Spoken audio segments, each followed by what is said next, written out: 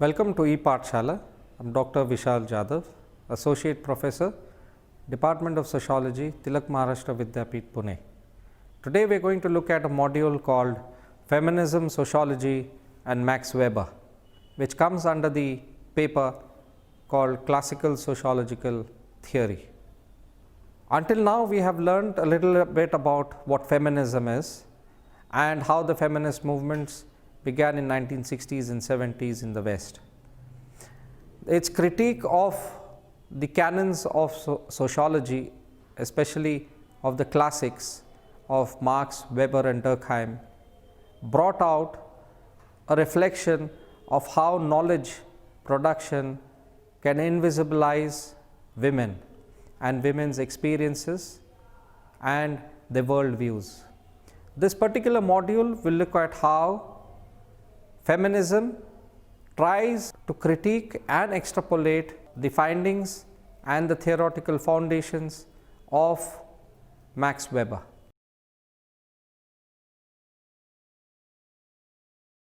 Sociology has always been a mainstream discipline, both in terms of number of women in sociology have reached to the top of the professional ladder and in terms of ideas that have been centralized in sociology. This fundamental flaw, feminists argue, has had implications on the theories, methods, research and teaching of sociology. However, women's movements and feminist scholarship ask the fundamental questions about sociology and about society. These questions disallowed blind acceptance of the sociological canon, particularly that of the classical one.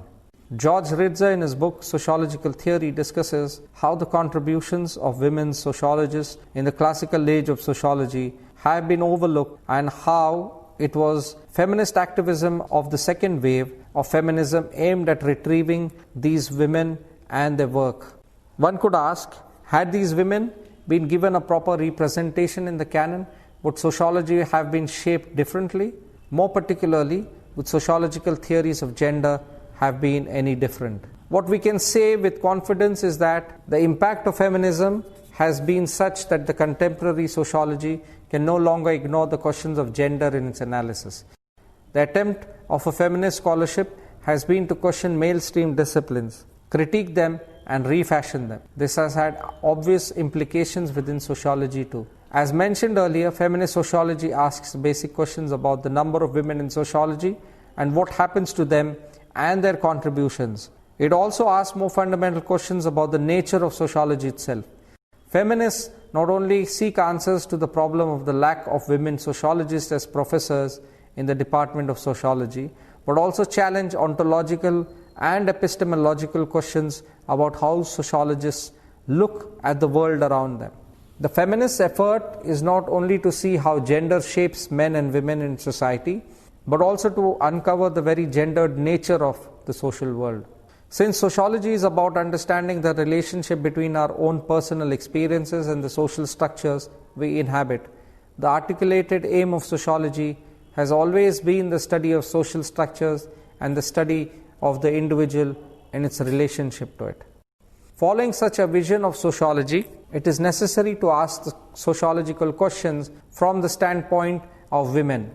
In fact, critical sociology has claimed to seek an explanation to the inequality of power relations that determine the social status of people in a society. Despite this, sociology has retained its male bias.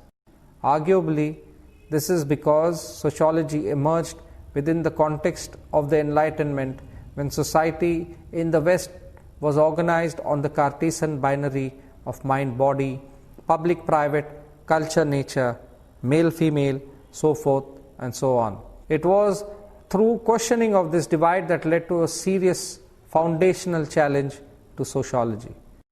Discussing Western feminist writings in sociology per se, Ridzer argues that feminist writing is linked to feminist social activism, which has varied in intensity over the last 200 years. High points occur in the liberationist movements of modern Western history. Ridzer provides an elaborate account of the linkages between the different waves of feminism and their effect in sociology. He suggests that the second wave feminism brought a critical perspective to a modernist distinction between the public and private. Dorothy Smith discusses how a sociology which begins from the point of view of women's traditional place in it, generally within the private domain, would entail a complete reimagining of discipline itself. Contrary to popular understanding, she says this entails much more than treating the feminist perspective as an add-on to mainstream sociologies, since a mere add-on does not account for the separation between the worlds of men and women, nor does it analyze the relation between them.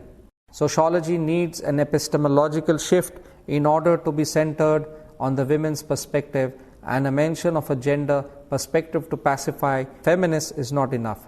On the contrary, it is more likely to marginalize the feminist cause than to do justice. Further, the particularly Indian context, Sharmila Rege says that while the separation of sociology and feminism has happened due to the development of women's study centers in universities was important in some ways, in many ways it led to ghettoization within the academia. While the question of how to theorize and address gender is becoming crucial to contemporary sociology, the impact of feminism on general theoretical and methodological canon is still uneven. The male stream bias still has a significantly strong hold on sociological theory. Increasingly, feminist sociologists are making moves for an alternative approach that places feminist contributions to sociology at the center of the discipline.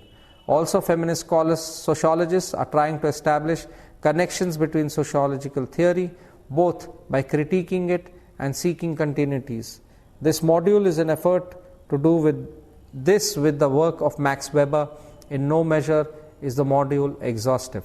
Classical sociology emerged within the context of rapid social change, what is widely known as the Enlightenment era. Inevitably, this context had a major impact on the works of the so-called founding fathers of sociology, Marx, Durkheim and Weber, each trying to understand this change. More importantly, this was the time when the so-called masters of the discipline set the grammar of the discipline. They all argued that sociology must be a science as opposed to common sense or philosophy. Two of the most prominent ideas that emerged from Enlightenment were that of rationality and modernity. These ideas forming the crux of sociological writings at that time. Contemporary sociology has not only built upon the works and ideas of these thinkers, but it has also critiqued them. Feminist sociology has done the same. Between the three classical sociologists, Weber in many ways proves to be a little more difficult than the others. In a sense, then, this module is an exploratory one, and we urge you to use your knowledge of Weber from the other modules to bear upon asking feminist questions. Weber established what is known as interpretativist tradition in sociology. The interpretativist methodology has been an interesting but complex ally of feminist ontologies and epistemologies. This part is an exercise and an illustration of establishing continuities with Weber's methodological principles. Ontology. Interpretativist arguments developed as a critique of positivism, something that the feminists have done naturally in their own domain too. Establishing continuities between Weber's interpretativism and the feminist critique of positivism would help in developing a Weberian feminist sociology. Unlike positivism, interpretativism argues that the social universe is a construct and not a fact. To put it simply, it means that we are individuals and societies make society by giving meaning to our actions. In short, we are not like puppets manipulated either by nature or by society. This helps feminists to argue for the difference between sex and gender. It helps to argue that even if sex may be a biological fact, gender is socially and culturally constructed through the Weberian process of meaning giving. Therefore, the idea about what is correctly masculine or feminine are not fixed and can be changed. Contemporary feminists like Judith Butler are taking a step further to argue that even sex is a construct of society, because it is society that shapes and forms the physical body too. For instance, the perceived innate physical weakness of women, according to feminists, is constructed through meanings given to food and nutrition habits, to ideas of beauty. Women become physically weaker because they are not given equal and nutritious diets as compared to men, simply because of the ideas and values around what women's bodies should deserve to do or look like. Therefore, one can say that Weber's ontology of social constructionism is more suited to the feminist ideas of how gender is constructed over the social determinism of positivism, which argues that the sexual division of labor or the gender differences are largely fixed by nature and biology, and the social system simply uses these natural tendencies to organize societies. And yet Sandra Harding argues that the interpretativist methodologies can sometimes be used to justify a total relativist position whereby we can justify all ways of being, including patriarchal ones. We can lend ourselves into a position where we will have to give equal value and worth to feminist versions of truth of a situation and patriarchal ones of the same. This can prove to be damaging for a feminist politics based on the idea that the women experience their oppression and give meaning to its needs to be more foregrounded over the experiences and meanings given by men. To give an extreme example, if we were to use an interpretativist methodology to understand and justify the cultural meanings given to son preference in India and put them on par with the feminist demands to ban the resulting sex selection abortions, are we not doing an injustice to the feminist politics that asks for justice? This danger of interpretativism that might lead us to a total relativism is what we need to be careful about. For this too, let us draw upon Weber's thought on social action. Weber's social constructionism focuses on human agency in social action. While Weber's classification of social action includes all possible ways of acting, it allows a valuable toolbox for critically analyzing various forms of patriarchal action. In his schema of social action, we find categories of social action that may explain patriarchies, but also those that challenge these patriarchies. His idea of traditional action can be conceptual device used to describe and analyze patriarchal behavior, and his value rational action can be used as a device to understand forms of behavior that may challenge patriarchies on the basis of values like equality, justice, and rights. In fact, the feminist movement itself can be seen as value rational action of individuals and collectivities. For instance, the right to life for women can be upheld as a value against the tradition of female infanticide and feticide in our country. Epistemology. Weberian interpretativist epistemology arguably is based on the central idea of Verstehen, which means knowledge of and through understanding of experience and meaning of actions given by the subjects. This, he argued, required empathy and not distance. Weber argued that the role of the sociologist as a social scientist is different from that of a natural scientist.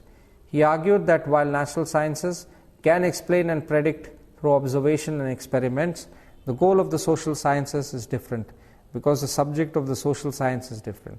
Human beings, according to Weber, are meaning-giving agents. Therefore, in order to understand what meanings the sociologists have to go further into the understanding of people's subjectivities, a principle that is closely linked to the feminist epistemologies that have centered women's subjective experience as an epistemic category. Simply speaking, this means that women have argued that a lot of theoretical knowledge about society is based on abstraction and not on experience. They have argued that experience of women's lives must be an important starting point for theorization of women's lives. For instance, the structure functionalist approaches to family argue that the sexual division of labor of women being homemakers and men being bread earners is good for the equilibrium of larger social system. It argues that if well socialized men and women will be happy with this arrangement. Feminist researchers indicate that if we ask women whether and if they experience family life in this manner, the answer is often the negative. Women articulate a desire to work, to run, for politics, to be in the public domain. Feminist epistemologies, much in continuity with the Weberian sociology, argue that if we begin our theories with these subjective experiences, our theories will achieve the goal of understanding as opposed to simply posting. Further, Weber gave the idea of value neutrality. While engaging with subjectivities through Verstehen, Weber proposed that it is possible to attain the kind of objectivity. According to him, the combination of empathy towards the meaning of subjects of a study and a distance towards our own common sense views, our values and beliefs as sociologists would give us a better understanding of social truths. For Weber, the duty of the sociologist to identify and acknowledge their own values and overcome the personal biases when conducting sociological research. While feminist standpoint epistemologies and postmodern writings foreground the need to write oneself in, they also speak of reflexivity as tools for good research. Reflexivity requires the researchers to obtain a distance from their own locations and thereby implicate themselves. While the Weberian goal for value neutrality is different from the goal of reflexivity, the processes could be similar. We now proceed to look at the concept of patriarchy, which is the unequal distribution of social resources and power between the sexes and genders. Weber was arguably the first to actively use the term patriarchy to analyze and describe modes of social organization. But his use was a limited one. He used it largely to describe relations of power between men and did not consider women in the structure of power. Feminists used the same concept of patriarchy to highlight the structural subordination of women. Though early feminists spoke of patriarchy as if it were a single homogeneous category that cuts across class, caste, race, and nationality, contemporary feminists have argued that there are multiple and many patriarchies that operate differently and different intersections. It is important for us to critically look at the Weberian understanding of patriarchy from a feminist perspective. This part of the module is an exercise and an illustration of how to develop a critique of Weber from a feminist perspective. Patriarchy. For Weber, patriarchy is formally defined as a form of domination characteristic of the household, group, or clan organized on kinship and economic terms. Patriarchalism means the authority of the father, the husband, the senior of the household. The founding father or some association in the distant past with a great or even divine connection or event that generates inviolable traditions usually provided the basis of the claim to power. If in the past association is with a divinity, that divinity may be male or female, but it is the male line through which claim to power is made. Weber recognized patriarchy as very important mode through which power structures and mechanisms of domination and subjugation within traditional societal structures get legitimized, and such legitimacy is granted to it by what is accepted as tradition. The authority which traditionally resided with the male member of the family, like the father, husband, or the elder brother, was the more obvious form that patriarchy took, but it also operated in establishing power equations in feudal societies. Weber saw patriarchy as dominant in pre-modern societies, with a greater adherence to tradition, where such power structures granted by tradition were not questioned by members of that group. The very fact that the patriarch was the chosen one meant that he could exercise his power without any restraint and without any challenge to his position from within the group, because challenging the authority of the patriarch was tantamount to challenging the sanctity of age-old rules and the social group accepted. Not only was the patriarch's role within a societal structure legitimized by the traditions of that society, but he also became the instrument of ensuring perpetuation of this tradition. Often, the power of the patriarch was being derived from a divine source, so that tradition became even more rigid and inviolable. Weber, like Marx and Engels, finds the roots of patriarchy within either a household or a clan, in the economic relations that operated within the household or clan, and more specifically in the division of labor. The women whose sexuality was subjugated to the power of the patriarch was forced by the proscriptions of sexual conduct and mores to function largely within the confines of the home and attend to the demands of domesticity, which revolved around childbearing and rearing. As Saidi says in her summary of Weber's position, at the outset of organized society with the formation of households, women are already subject to men. The subjection of women to one male and the regulations of sexual relations among the members of the household are characteristics of an advanced patriarchal power relationship. The man's role, on the other hand, were largely outside the confines of the home, being either a hunter, gatherer, or a warrior, and whose primary role within the household was to establish and perpetuate his domination. Weber believes that this was true even in the very early forms of social organization, and there has never been a female equivalent of the exercise of political power by men as a group over women as a group. And therefore, patriarchy is possibly the earliest structure based on inequality and power. Weber's view is problematic, however, because he then seeks to understand patriarchy within an analysis of what relations in household are natural or what is social. For Weber, however, sociology itself is to be concerned with social action, and it is this domain that is available to analysis, not natural. The mother-child relationship is purely natural for Weber, and the function of childbearing, rearing is assigned to women, is not social but a natural one. He argues that for the continuation of a family as a unit, the woman must perform the task of reproduction and socializing and rearing the child till he is able to take care of his own means of subsistence and livelihood. This mother-child relation is seen by Weber as a natural one and not imbued by any social meaning.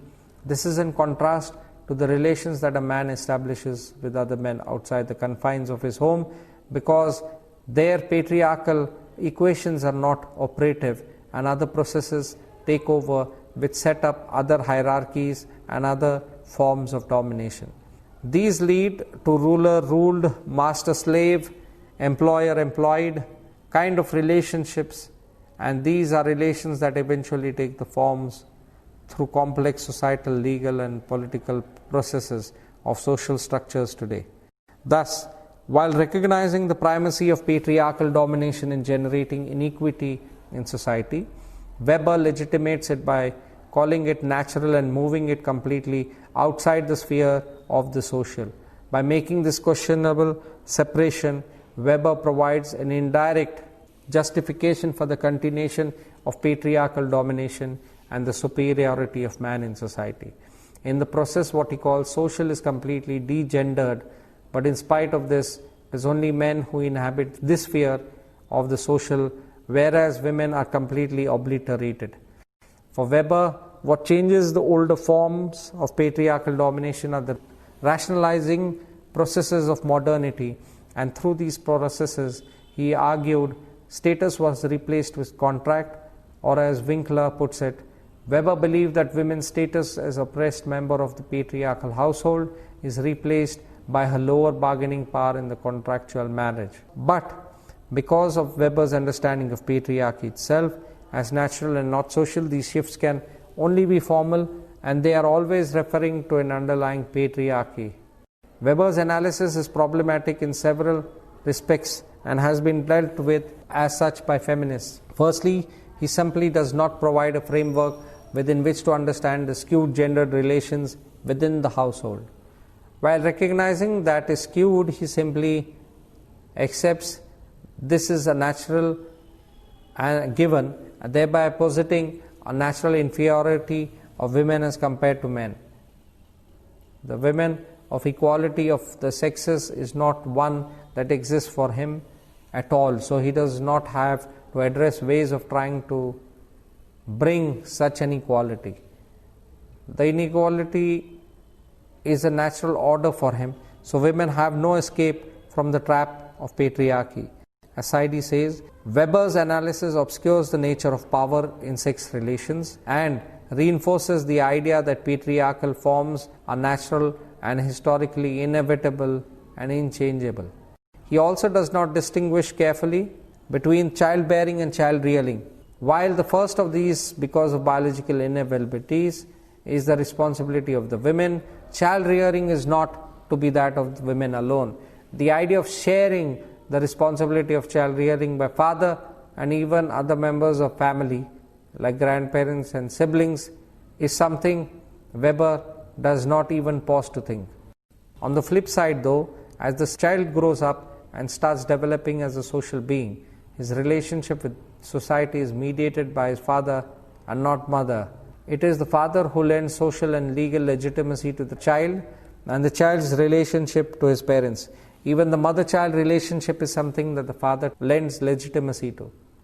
Weber's model of the emergence of social systems from the original division that patriarchy enforces also does not reconcile easily with the fact that most often women play significant roles in social institutions and are active players in many social processes in spite of the patriarchal modes prevalent in society. This could happen for a variety of factors not subsumed within the system. There could be, for example, economic factors driving this phenomena, ranging from sheer survival to issues of land ownership and property. By moving women out of this domain where significant social interactions take place, Weber is unable to explain these more complex phenomena that we encounter in studying societies. In spite of these limitations, Weber's analysis of patriarchal power and authority are both original and useful. While his insistence of the naturalness of the male-female inequity was flawed, after sociologists owe a lot to Weber's understanding of power and domination. Feminists in particular owe a lot to Weber's conception of sociology, itself not as an object discipline, as the positivists would have it, but a study which is necessarily influenced by ideology. It was this Weberian challenge to positivism that enabled feminist scholars to understand the ideological underpinnings of sociology itself as a patriarchal male enterprise.